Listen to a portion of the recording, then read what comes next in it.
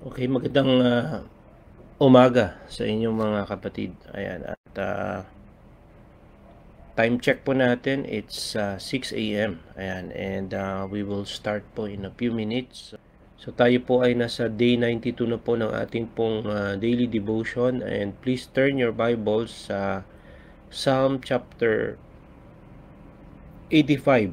Ayan, chapter 85 po tayo ng mga awit. At pinamagatan po natin yung ating pong devotion, a prayer for revival. Isang panalangin na muling ibalik. At ang focus na verse po natin sa umagang ito ay matatagpuan po sa verse 6. Okay, so pwede na po tayo mag-start. So, basahin po natin ang verse 6 ng chapter 85 ng mga awit. At babasahin ko po sa Tagalog. Hindi nyo na ba kami ibabalik sa magandang kalagayan upang kami ay magalak sa inyo? Sa NIV ESV version po sa English, will you not revive us again that your people may rejoice in you? Hindi po ito parang inutusan po natin o meron tayong demand, no, for something sa ating pong Diyos. But rather po, atin pang pagnilay-nilayan, kung atin pong pagnilay-nilayan po ang chapter 85, makikita natin na ito po ay isang taos-pusong pagsusumamo para po i-restore po siya ng Diyos. Na yung sirang-sira ka tapos gustong-gusto mong ma-restore. Yun po yung pakiramdam po dito ng salmista. Meron siyang pananabik para sa isang espiritual na muling pagkabuhay o revival. Ito po ay nagsasalita pantungkol sa mga nakaraang masasabi nating past mercies na tinatawag, nakaraang mga kahabagan at kasalukuyang mga pangangailangan. Ibig sabihin po, meron pong combination o blend ng remembrance and at the same time po, hopeful anticipation. Ayan. So, ano po yung inaalala at yung mga ina-anticipate, no, ng salmista. So, tayo po ay manalangin muna. Let's pray. God, Heavenly Father, muli Lord, nagpapasalamat namin kayong pinupuri, dinadakila. Nagpapasalamat na muli binigyan nyo kami ng panibagong araw at buhay. At God, sa aming pong pagharap sa araw na ito, kami po muna, Lord God, ay makikinig, magpapaalala, Panginoon, maghihingi ng instruction from your word, Lord God. Lord, ang inyo pong salita ay buhay at ang salita na ito ay patuloy na at kinikilala na magbabago, mag-transform ng aming pong mga pag-iisip, perspective, Panginoon. And most importantly, Panginoon, ay i-apply namin sa aming pong mga buhay. Again, Panginoon, kayo po ang aming magiging guro at kami naman po yung magpapaturo. Humble us, Lord. Kayo ang magiging sentro ng aming pong gawain. Pangunahan niyo po ito, Panginoon. At mag-focus kami sa salita ninyo lamang. Ito po ang aming panalangin sa dakilang pangalan ng aming Panginoong Hesus. Ang lahat ng magsabi ng Amen. So, for this morning po, no, again, Psalm 85 po tayo, verse 6 yung focus verse natin.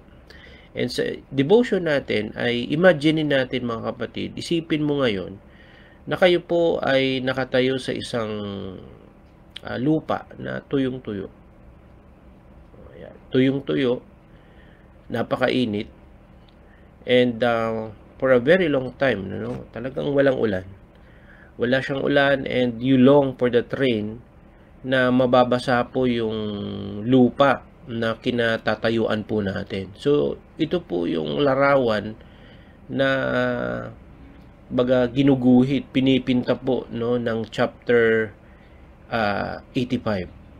Ako po personally, hindi ko po makalimutan yung minsan ay sinama po ako ng aking pong tiyuhin. Siguro po mga 8 years old pa lang po ako noon. And siya naman ay nag-a-apply no ng trabaho. So sinama niya ako, I don't know kung nag-a-apply po siya o pupunta po siya ng school niya. And meron kaming nilakad na napaka layo, no? And mainit, no? Tanghaling tapat. And ako po ay halos ma-describe ko, mamatay na sa sobrang uhaw. Nilakad namin, walang masakyan eh. And sabi ko sa tiyuhin ko, "Tito, uhaw na ako." Ayan, talagang yung aking lalamunan ay tuyong-tuyo na, gusto ko na uminom. Unfortunately, parang dun kami sa gitna ng parang disyerto na something, na walang tindahan na mabilhan ng tubig o ng soft drinks man lang. Pero yun nga po, no, nakarating kami doon sa lugar na yon, no, and merong tindahan, and nung bumili nga ng soft drinks yung tito ko, so, nakainom ako, parang nakaka-refresh po siya. So parang ganun din, no, dito, no, ang feeling. And nagsimula po yung salmista sa pamamagitan po ng pagkilala dun sa nakaraang mga favor ng Diyos sa kanya pong buhay, yung pag-alala kung paano niya pinawi yung kanyang galit at pinatawad ang kasamaan ng kanya pong bayan, no? Yung verse 1, ang sabi niya, "Ikaw po, O Yahweh, naging mapagbigay sa iyong lupain. Pinasagana mo't muling pinaunlad ang bansang Israel." So, we can relate on this, no, na tayo po ay nagpasalamat, no, sa ating pong Panginoon na kanyang pinawi yung kanyang galit, pinatawad niya tayo, no, sa ating pong mga kasalanan. So sa ating pong mga buhay, madalas mga kapatid, no, tayo po ay nakakaranas ng mga panahon na parang tayo tuyong-tuyo. Meron tayong season of dryness, kung saan yung ating mga espiritu ay nakakaramdam ng paglobat, 'di ba? Yung ating connection sa Diyos ay tila parang wala tayong signal. Kung sa internet pa po, naglalag po tayo, unstable yung internet po natin. Tanong ko po sa inyo mga kapatid, kayo po ba ay nakakaranas po ng ganon? Merong season of dryness sa buhay po ninyo? Yung ramdam nyo, yung ano ba to? Parang hindi ko nararamdaman ang Diyos. Parang tinatamad ako. Of course, di po ba? Lahat po tayo, no, makakapagsabi na nakaranas ng panahon ng pagkatuyo. Maari po, no, naalala natin yung mga pagkakataon na ating pong naramdaman yung yes, presensya niya, yung kanyang pagpapala, pero minsan naman parang wala. Alam niyo po, gaya po ng nagsulat nitong chapter 85, yan, ito rin po talaga yung kanya pong naramdaman. At yun nga, maaari nating alalahanin yung kahabagan ng Diyos na nagpapaalala sa ating sarili, no, na talagang tapat ang Diyos, no, na sa kabila ng ating pong spiritual dryness ay kanya pong ibibigay yung ulan na atin pong inaasam-asam. Ayan. And however, yun nga po, no, itong psalmist na ito doesn't dwell only on the past. Yes, importante po yun. Wag tayo yung manatiling doon na lang, yung nakaraan. Kailangan po move forward po tayo. Diba? Agree po ba kayo na kailangan mag-move forward tayo at huwag tayo manatili dyan sa kung anong season of dryness po natin? Kaya nga season po siya di po ba? Kasi kailangan lumipat tayo. Yan. And yun nga, no, sumigaw din siya para sa kasalukuyang muling pagbangon. Ang sabi niya sa verse 4, "Ibalik mo kami, O Diyos ng aming kaligtasan, at ilayo mo ang iyong galit sa amin." So ito po ay isang panalangin para sa panibagong season, yung paglipat ng Diyos sa panibagong season. Isa 'tong pagsusumamo, umaapila tayo sa Diyos ng kanyang biyaya na muling dumaloy po, no, sa ating pong mga buhay. Kaya mga kapatid, kung ikaw ngayon ay nakakaranas ng season na parang wala kang gana, parang tuyo ka, ito mga kapatid ang pwede nating gamiting panalangin itong chapter 85 na ito na muli, no, i-revive tayo, no, ibalik tayo sa Diyos. And yun nga, no, pagkatapos nito, no, nung sinabi niya, "O Diyos, no, ibalik mo kami, no, ilayo nyo kami dun sa inyong galit," no. Mapapansin natin na yung psalmist, nagkaroon po siya ng transition. Ito na yung pag-move forward, no, sa isang vision o pangitain na nakikita na yung pagtugon ng Diyos. At yun po mga kapatid yung encouragement, no, sa atin ng passage na ito, na kung meron tayong ganong season, makakaasa po tayo na tayo po ay lilipat din, no, lilipat tayo sa isang season na ay salamat, nakaka-refresh po siya. At yun po yung tugon ng Diyos sa panalangin natin.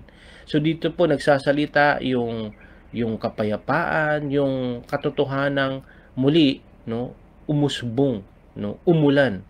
At yung kabutihan po ng Diyos, no, ay muli nagbibigay ng kasaganaan. Kasi totoo po, no, kapag walang ulan, talaga namang walang tutubong mga halaman, no, sa lupa. Pero dahil ang Diyos ay tapat, siya ay mabuting Diyos, nagpo-provide po siya muli, no, uusbong, no, sa lupa itong kasaganaan na ito, na atin pong mababasa sa verse 10 to 12.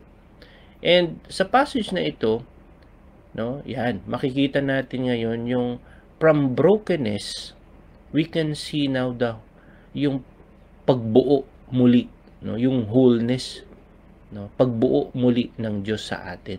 Yung presence niya ay nagdudulot ng pagpapanumbalik, no, doon po sa lahat ng aspeto, no, ng ating buhay. Nagkakaroon po tayo uli ng joy, di ba?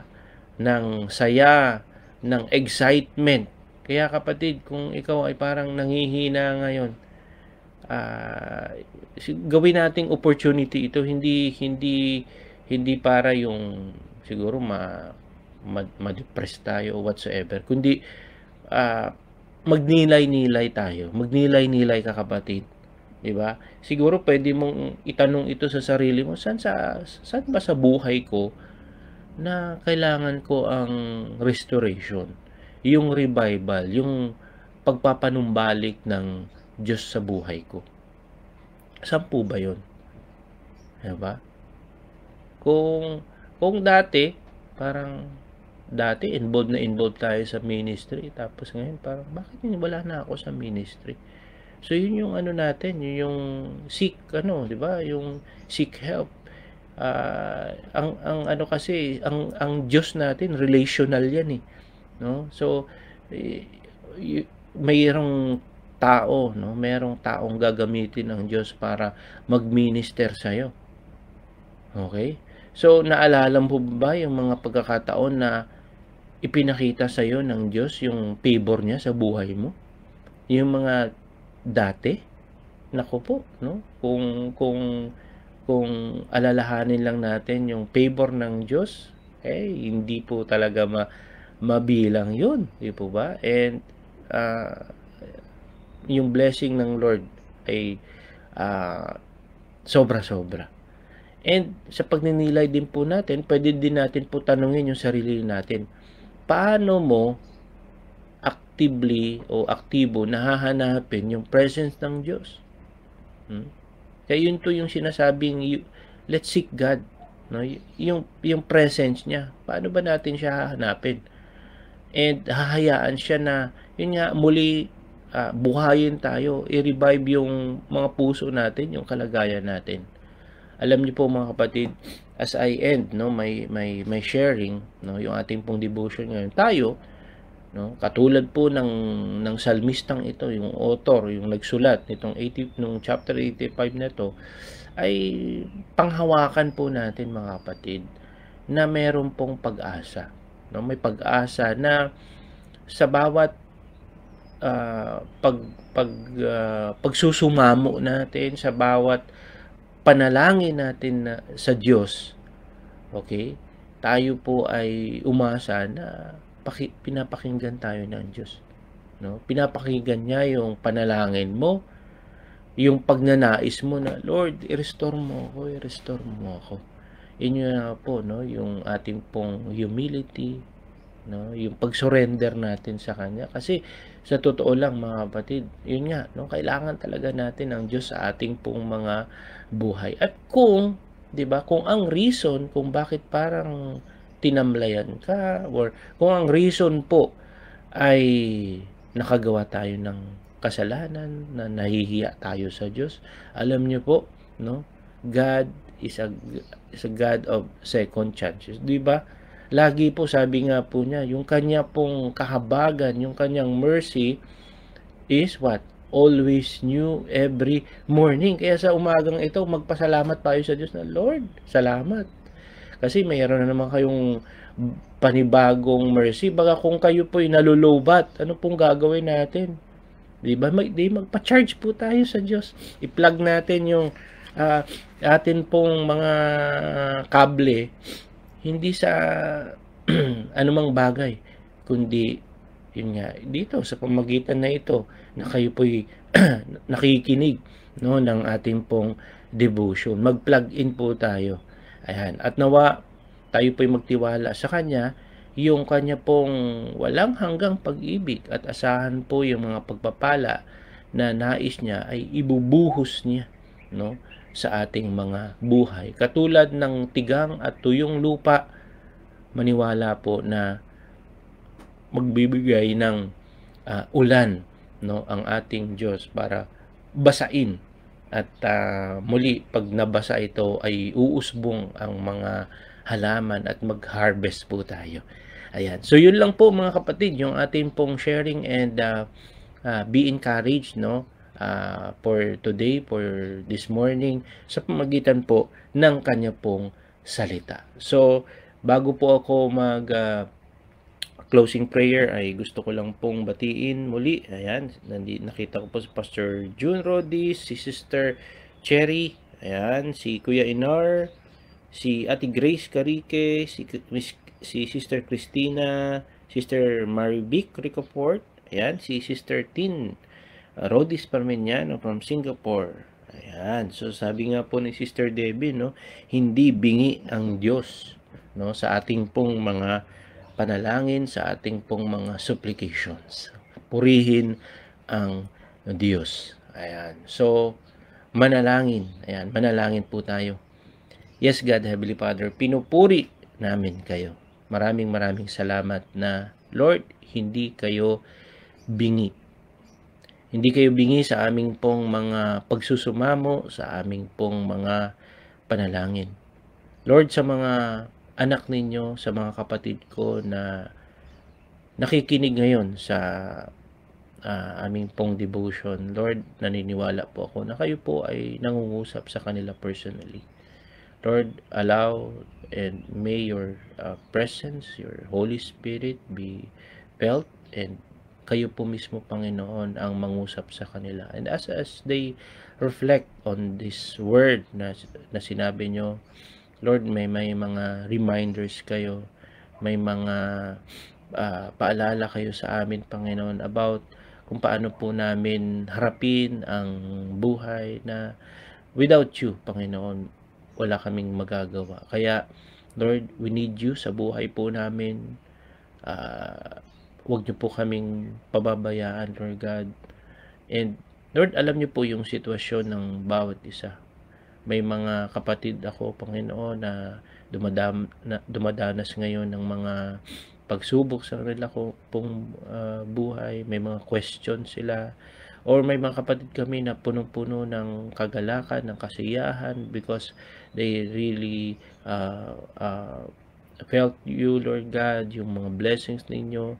But again, Lord God, ano man po yung sitwasyon ng aming buhay, naniniwala kami na patuloy na kayo, Panginoon, ang gumagabay, ang may control, Panginoon, ng aming buhay. Kaya kami po'y magpapasakop lamang sa inyo, sa inyong kalooban, Panginoon, sumunod sa inyong mga utos, Lord God. And Lord, i-bless niyo po kami today sa lahat ng aming mga gawain. Protektahan niyo po kami laban sa anumang mga kasamaan, mga disgrasya, mga aksidente, at sa mga kapatid ko, Panginoon, na nakakaranas ng physical na panghihina o spiritual na panghihina. Lord, restore them, revive them, Panginoon. Pagalingin niyo po sila sa kanila pong mga karamdaman, physical na sakit, emotional pain, or whatsoever, Lord God. Restore them right now, even now. And I apply, Lord God, the blood of Jesus sa bawat isa, Panginoon, yung dugo na inalay nyo sa krus ng Kalbaryo, na siyang maglilinis sa amin, na siyang magre-restore sa amin. Thank you, Panginoon. Napakabuti nyo po sa amin. Ito po ang aming samot dalangin sa matamis at dakilang pangalan ng aming Panginoong Yesus. Ang lahat ay magsabi ng Amen and Amen. So good morning po sa inyo, mga kapatid, and God bless everyone.